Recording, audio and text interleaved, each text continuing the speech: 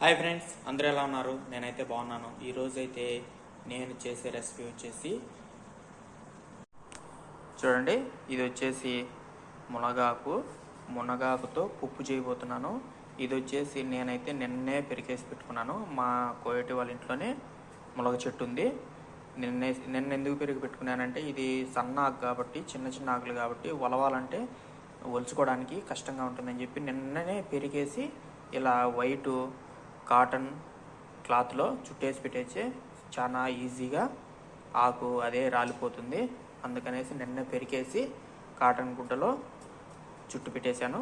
చూడండి, ఎంతో ఈజీగా, ఇబ్బంది లేకుండా, కష్టం లేకుండా ఒలుచుకోవాలంటే చాలా రిస్క్గా అనిపిస్తుందని చెప్పేసి నేనైతే ఇలా గుడ్డలోనే చుట్టి పెట్టేశాను. బాగా రాలిపోతుంది అదే ఇబ్బంది లేకుండా. చూడండి, ఇలాగా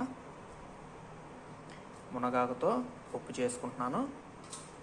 ఎలా చేయాలి ఏమనేది చూపిస్తాను. చూడండి, చాలా ఈజీగా మునగాకు రాలిపోతుంది. ఇలాగా అంతా తీసేసుకోవాలి. చూసారు కదా, ఎంతో ఈజీగా మునగాకు అంతా ఒలిచేసుకున్నాను. ఇప్పుడు ఎలా చేయాలి అనేసి చూద్దాం. మనకు కావలసినంత తీసుకొని కడిగేసుకోవాలి. చూసారు కదా, ఇలా బొరకల గిన్నె ఉంటే బొరకల గిన్నెలో తీసేసుకొని మనకు కావాల్సినంత పప్పులోకి కావాల్సినంత తీసేసుకోవాలి. పక్కకి తీసుకొని చూడండి, ఇలా సన్న సన్న పుల్లలు కూడా ఉంటాయి, అవి కూడా తీసేసుకోవాలి. చూడండి, ఇలా సన్న సన్న పుల్లలు తీసేసుకోవాలి. చూసారు కదా, ఇలా పుల్లలు కూడా లేకుండా, చిన్న చిన్న పుల్లలు కూడా లేకుండా అంతా ఏర్పాటు చేసుకున్నాను. దీన్ని ఒకసారి కడిగేసుకుందాం. ఏమన్నా చెత్త మన చెట్టు మీద దుమ్ము ఉంటుంది కాబట్టి, బయట ఉండేది కాబట్టి ఒకసారి కడిగేసుకుంటే బాగా దుమ్ము అయిపోతుంది.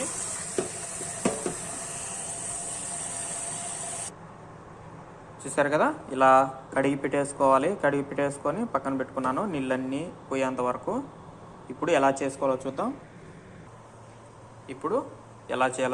ముందుగా గిన్నె పొయ్యి మీద పెట్టుకొని మనకు కావాల్సినంత కందిపప్పు తీసుకొని వేపుకోవాలి. ఫస్ట్ ఒట్టిదే వేపుకోవడం వల్ల పచ్చివాసన ఉండదు, బాగుంటుంది, బాగా టేస్ట్ కూడా బాగుంటుంది. కొద్దిగా పచ్చివాసన పోయేంత వరకు వేపుకోవాలి.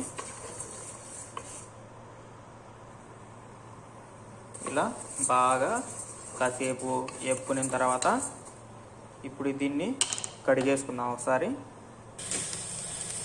సరే కదా, ఇలా ఒకసారి కడుక్కుంటే బాగుంటుంది. ఎందుకు కడుగుతున్నానంటే, ఇది వచ్చేసి కోయట్లో స్టోర్లో ఇచ్చేది కాబట్టి దుమ్ము గట్ట ఉంటుందని చెప్పేసి ఒకసారి వేపుకొని కడిగేసుకుంటున్నాను. చూసారు కదా, ఇలా బాగా నీట్గా ఒకసారి కడిగేసుకొని మళ్ళీ పొయ్యి మీద పెట్టుకొని తగినన్ని వాటర్ వేసేసుకుందాం. పప్పు ఉడికేదానికి తగినన్ని వాటర్ వేసేసుకుందాం. ఇలా పప్పు ఉడికేదానికి తగినన్ని వాటర్ వేసుకొని పెట్టుకోవాలి. తగినన్ని వాటర్ వేసుకున్న తర్వాత ఇందులోనే ముందుగా సన్నగా కట్ చేసి పెట్టుకున్న ఉల్లిపాయలు, టమాటాలు, సన్నగా చీల్చుకున్న ఒక 4-5 పచ్చిమిరపకాయలు వేసేసుకొని అన్ని వేసేసుకున్న తర్వాత ఒకసారి అట్లా కలిపేసుకొని కాసేపు ఉడికేంత వరకు మూత పెట్టేసుకుందాం. చూడండి ఫ్రెండ్స్, ఇలా సగభాగం పప్పు ఉడికిన తర్వాత ఇప్పుడు మనం ముందుగా కడిగి పెట్టుకున్న మునగాకు కూడా వేసేసుకోవాలి. మునగాకు వేసుకున్న తర్వాత ఇందులోనే కొద్దిగా ఉప్పు, కొద్దిగా కారం, కొద్దిగా పసుపు కూడా వేసేసుకోవాలి. అంతా ఒకసారి ఇప్పుడు పసుపు, ఉప్పు, కారం కూడా వేసేసుకొని అంతా ఒకసారి కలపెట్టేసుకోవాలి. కలుసుకొని ఇప్పుడు కలుపుకున్న తర్వాత మళ్ళీ కాసేపు మూత పెట్టేసుకోవాలి. పప్పు ఉడికే లోపల మనం పప్పు తాలింపు పెట్టుకోవాలి కాబట్టి అంత లోపల తాలింపు సరుకులు తీసేసుకుందాం. నేనైతే రెడీ చేసి పెట్టుకున్నాను తాలింపు సరుకులు. ఇవి వచ్చేసి ఎల్లుల్లిపాయలు, ఎండుమిరపకాయలు, పచ్చిశనగపప్పు, ఆవాలు, జీలకర్ర, కొన్ని మెంతులు, ధనియాలు, కరివేపాకు తీసుకున్నాను. మెంతులు ఎక్కువ తీసుకోవద్దు, ఎక్కువ వేసుకుంటే చేదు వస్తుంది. మళ్ళీ దానికి సరిపడగా కొన్ని తీసుకోవాలి. చూడండి ఫ్రెండ్స్, ఇలా పప్పు మునగాకు అంతా కూడా బాగా ఉడికిన తర్వాత ఇందులోనే ఒక నిమ్మకాయ గింజలు లేకుండా జ్యూస్ తీసి పెట్టుకున్నాను, అది వేసేసుకోవాలి. నిమ్మకాయ లేకపోయినా చింతపండు కూడా వేసుకోవచ్చు. చింతపండు బదులు నేను నిమ్మరసం వేసుకున్నాను. నిమ్మరసం వేసేసుకొని మళ్ళీ కాసేపు అంతా ఒకసారి మిక్స్ చేసుకొని మళ్ళీ కాసేపు మూత పెట్టేసుకుందాం, కాసేపు ఉడికించుకుందాం. చూసారు కదా, నిమ్మరసం వేసిన తర్వాత కూడా నేనైతే ఒక 5 నిమిషాలు ఉడికించుకున్నాను. నిమ్మరసం పప్పుకు బాగా పట్టాలని చెప్పేసి పులుపు, మునగాకు, పప్పు అంతా బాగా టమాటా, పచ్చిమిరపకాయ అంతా కూడా బాగా ఉడికిపోయింది.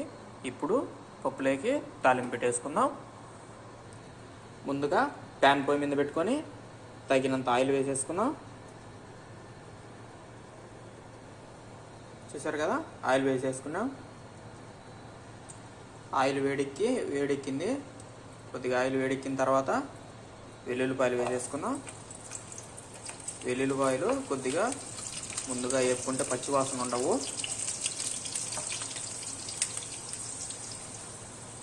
లైట్గా బ్రౌన్ కలర్ వచ్చేంత వరకు వేపుకోవాలి. తర్వాత పచ్చెనగపప్పు కూడా వేసేసుకుందాం.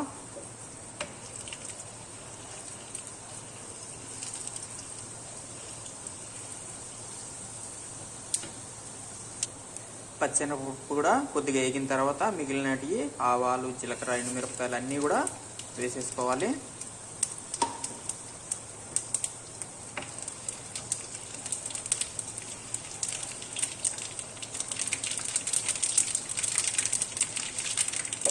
ఆవాలు, జీలకర్ర అన్నీ కూడా చిటపటలాడనిచ్చేసి ఎండుమిరపకాయలు అన్నీ కూడా బాగా వేగిపోయినాయి. ఇప్పుడు మనం ముందుగా ఉడికించుకున్న పప్పులో వేసేసుకుందాం. చూసారు కదా, పప్పు ఎంతో చక్కగా ఉడికిపోయింది. ఇప్పుడు మనం తాలింపు పెట్టేసుకున్నాం కదా, అది కూడా దీంట్లో వేసేసుకుందాం.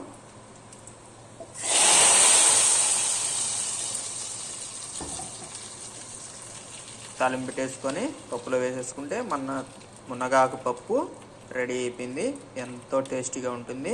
నేనైతే తాలింపు పైన ఎందుకు పెట్టుకున్నానంటే టేస్ట్ బాగుంటుంది పైన పెట్టుకుంటే. తాలింపు మునగాకు పప్పు రెడీ అయిపోయింది. వీడియో నచ్చితే లైక్ చేసి మీరు ట్రై చేసి ఎలా వచ్చిందని కామెంట్ చేయండి. మన ఛానల్ని సబ్స్క్రైబ్ చేయండి. బాయ్ ఫ్రెండ్స్, ప్లీజ్ సబ్స్క్రైబ్ చేయండి ఫ్రెండ్స్. బాయ్.